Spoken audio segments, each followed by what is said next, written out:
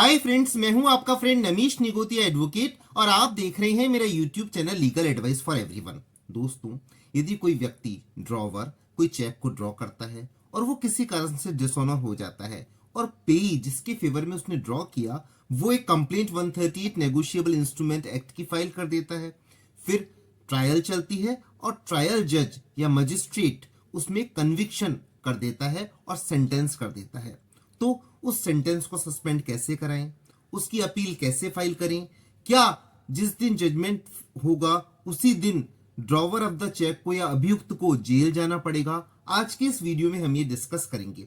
इससे पहले मैं निवेदन करूं कि यदि आपने मेरा चैनल सब्सक्राइब नहीं किया है तो मेरा चैनल सब्सक्राइब कर लीजिए और यदि आपको मेरे वीडियोस पसंद आए तो उनको लाइक और शेयर जरूर कीजिए।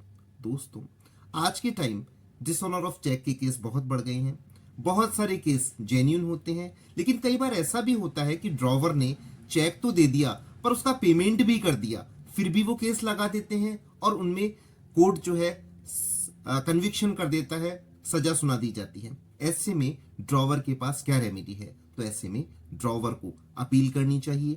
सबसे पहले सेंटेंस होते ही वो सेम कोर्ट के सामने एक एप्लीकेशन फाइल करे 389(3) of the code of criminal procedure के तहत और उसमें उस कोर्ट से निवेदन करे कि मैं इस आदेश से, इस जजमेंट से व्यथित हूं, मैं इसके खिलाफ अपीलेट कोर्ट में अपील करना चाहता हूं, तो मुझे अपील करने का समय दिया जाए। तो वो कोर्ट उसको जेल में भेजने के ऑर्डर नहीं करेगी, बल्कि उसको 30 डेज का समय देगी। इसके बारे में 389(3) CRPC में पढ़ना चाहूंगा। Where the convicted person satisfied the code by which he is convicted that he intend to appeal, the court shall, where such person is being on bail, is sentenced to imprisonment for a term not exceeding 3 years, or where the offence of which such person has been convicted is a bailable one and he is on bail, and the sentence imprisonment shall so long as so released on bail be deemed to be suspended the। तो इसका मतलब ये हुआ दोस्तों कि जहां पर convicted person appeal करता है और वो ऑफेंस बेलेबल है या सजा 3 साल से कम की है, तो उसको जेल में नहीं जाकर के उसको टाइम दिया जाएगा अपील का। अब क्वेश्चन उठता है कि किस प्रोविजन में अपील फाइल की जाए। तो कोड ऑफ क्रिमिनल प्रोसीजर के सेक्शन 374 के सब सेक्शन 3 में अपील फाइल करनी पड़ेगी। अपील कहां पेश करनी पड़ेगी? अपील सेशन कोर्ट के सामने पेश करनी पड़ेगी। जिस डिस्ट्रिक्ट में सेशन कोर्ट है उसी डिस्ट्रिक्ट में जिसका कॉम्पिटेंट जुरिसडिक्शन है, तो सेशन कोर्ट में अपील पेश करनी पड़ेगी। 374(3) of the code of criminal procedure मैं पढ़ना चाहूंगा। Under which provision of law the appeal has to be preferred against the order of sentence for the offence under section 138 of the negotiable instrument act, तो that has to be preferred under section 344(3) of the code of criminal procedure. Then what is 374(3) of the code of criminal procedure? वो ये कहता है, save as otherwise provided in subsection 2, any person convicted on a trial held by a metropolitan magistrate or assistant session judge or magistrate of the first class or of the second class or sentenced under section 325 or in respect of whom an order has been made or a sentence has been passed under section 360 by any magistrate may appeal to the court of session। इसका मतलब क्या हुआ दोस्तों? इसका मतलब ये हुआ कि यदि कोई भी कन्विक्टेड पर्सन, यदि ऑर्डर मेट्रोपॉलिटन मजिस्ट्रेट ने या असिस्टेंट सेशन जज ने या मजिस्ट्रेट ऑफ फर्स्ट क्लास ने या सेकंड क्लास ने, क्योंकि 138 के जो केस होते हैं वो या तो मेट्रोपॉलिटन मजिस्ट्रेट या मजिस्ट्रेट फर्स्ट क्लास या मजिस्ट्रेट सेकंड क्लास ही ट्राई करते हैं, तो उनके ऑर्डर के अगेंस्ट में कन्विक्टेड पर्सन में file an appeal to the court of session. अब क्वेश्चन उठता है कि ऑर्डर या जजमेंट होने के कितने दिन बाद अपील फाइल की जा सकती है, इसका पीरियड ऑफ लिमिटेशन क्या है? तो मित्रों, 138 में कन्विक्शन होने के बाद 30 डेज का टाइम मिलता है। इसके बारे में लॉ ऑफ लिमिटेशन क्या कहता है? तो article 115 of the limitation act कहता है कि 30 डेज में आपको सेशन कोर्ट के सामने अपील फाइल करनी चाहिए। हाँ, यदि 1-2 दिन सर्टिफाइड कॉपी लेने में लग जाते हैं तो उसका ग्रेस पीरियड आपको मिल जाता है, लेकिन आपको with in period of limitation he appeal file करनी चाहिए। और यदि किसी भी कारण से अनअवॉइडेबल सर्कमस्टांसेस से डिले हो जाए तो उसमें सेक्शन 5 लिमिटेशन एक्ट की एप्लीकेशन फाइल करनी पड़ेगी। क्वेश्चन उठता है, अपील को कैसे ड्राफ्ट किया जाए? तो ड्राफ्टिंग ध्यान से सुनिएगा, समझिएगा। सबसे पहले उस सेशन जज का नाम लिखे जहां पर आपको अपील पेश करनी है ड्राफ्ट करते समय। फिर केस नंबर खाली छोड़ करके /2021 या जो भी रेलेवेंस ईयर है वो लिख दें। उसके बाद अपीलांट अपना नाम लिखे, फादर्स नेम लिखे, एज लिखे, एड्रेस लिखे। उसके बाद वर्सेस लिखे बनाम। उसके बाद रेस्पोंडेंट या जो कंप्लेनेंट है उनका नाम लिखे, फादर्स नेम लिखे, एड्रेस लिखे।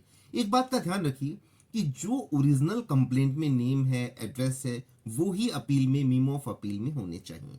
उसके बाद हेडिंग लिखे, appeal under section 374 subsection 3 of the code of criminal procedure against the order. उन जज का नाम लिखें, किन जज के सामने कोर्ट का नाम लिखें, किन जज ने ऑर्डर पास किया है, किस डेट का ऑर्डर है, केस का टाइटल क्या है और केस का नंबर क्या है, ये सब हेडिंग में आएगा। फिर उसमें लिखें अपील इस तरह से सबमिट की जा रही है। फिर उसमें सारे फैक्ट्स लिखें कि कब ड्रॉवर ने चेक दिया, कब पेई ने प्रेजेंट किया, कब डिसऑनर हुआ, कब कंप्लेंट फाइल हुई, किस दिन बयान हुई, क्या क्या डॉक्यूमेंट्स डिफेंस में फाइल किए गए, क्या क्या डॉक्यूमेंट्स कंप्लेनेंट ने फाइल किए, ये सारी बातें उसके फैक्ट्स में लिखें। उसके बाद ग्राउंड्स ऑफ अपील लिखें और आप अपनी बातें स्पेसिफिकली मेंशन करें ग्राउंड्स ऑफ अपील में कि ट्रायल जज ने क्या क्या गलतियां करी है अपने ऑर्डर में और किन आधारों पर कन्विक्शन को सेट असाइड किया जाना चाहिए और एक्विटल किया जाना चाहिए। ये सारी बातें आप अपने ग्राउंड्स ऑफ अपील में लिखें। यदि कोई एरर ऑफ लॉ है, यदि कोई एविडेंस को ट्रायल जज ने नहीं समझा है, तो उन सारी बातों को पॉइंट वाइज डिटेल में लिखना चाहिए। इसके बाद रिलीफ में लिखना चाहिए कि ट्रायल मजिस्ट्रेट ट्रायल कोर्ट के ऑर्डर को सेट असाइड किया जाए और एक्विटल किया जाए अपीलांट को। ये बात हमें अपील में ड्राफ्ट करनी चाहिए। अब एक क्वेश्चन उठता है कि कौन कौन से डॉक्यूमेंट्स अपील के साथ फाइल करने चाहिए। तो देखिए, मीमो ऑफ अपील के साथ आपको सर्टिफाइड कॉपी, जो इम्प्यून्ड जजमेंट है, मतलब जिस जजमेंट के अगेंस्ट में आपने अपील फाइल की है उसकी सर्टिफाइड कॉपी पेश कीजिए। उसके बाद जितने भी ट्रायल कोर्ट में डॉक्यूमेंट्स लगाए उनकी कंप्लीट फाइल की सर्टिफाइड कॉपी ऑब्टेन करके आप पूरी पेपर बुक बना करके फाइल कीजिए। उससे अपीलिएट जज को बहुत सुविधा हो जाएगी, अपीलिएट कोर्ट को बहुत सुविधा हो जाएगी। उनको सारी पत्रावली मंगवाने की जरूरत नहीं है, वो एट ए ग्लांस सारी बात, सारे डॉक्यूमेंट्स को देख पाएंगे। उसमें बयान है, डॉक्यूमेंट्स है, एविडेंस है, एप्लीकेशंस है, सभी को आप फाइल कीजिए। उसके बाद आप 20% चेक अमाउंट का 20% आपको ट्रायल कोर्ट में जमा करा के उसका प्रूफ आपको अपीलेट कोर्ट में फाइल करना पड़ेगा। तभी आपकी अपील एक्सेप्ट होगी और तभी आपकी सेंटेंस सस्पेंड होगा। अब एक बड़ा इंपॉर्टेंट क्वेश्चन है कि आपको इसके साथ सस्पेंशन ऑफ सेंटेंस की एक एप्लीकेशन फाइल करनी पड़ेगी। इसका मैं एक सेपरेट वीडियो बनाऊंगा कि सस्पेंशन ऑफ सेंटेंस की एप्लीकेशन को कैसे फाइल किया जाता है। हाँ, लेकिन आपको अपील के साथ उस सजा को रोकने का आदेश प्राप्त करने के लिए एक सस्पेंशन ऑफ सेंटेंस की एप्लीकेशन फाइल करनी ही पड़ेगी, तभी आपकी सजा सस्पेंड होगी। इसके बाद है क्या होगा यदि आप appeal with in period file नहीं करते हैं तो ऑब्वियसली आपको सजा के ऑर्डर हो जाएंगे। इसलिए आपको किसी भी कंडीशन में अपील को विद इन लिमिटेशन फाइल करनी पड़ेगी। तो यदि आपके अपील के ग्राउंड सही हैं, यदि ट्रायल कोर्ट ने ऑर्डर गलत पास कर दिया है जो कि लॉ के अगेंस्ट में है, कॉन्ट्ररी टू फैक्ट है, कॉन्ट्ररी टू लॉ है, तो आपको अपील में सफलता जरूर मिलेगी। धन्यवाद, जय हिंद। आज का वीडियो इतना ही। Thank you friends.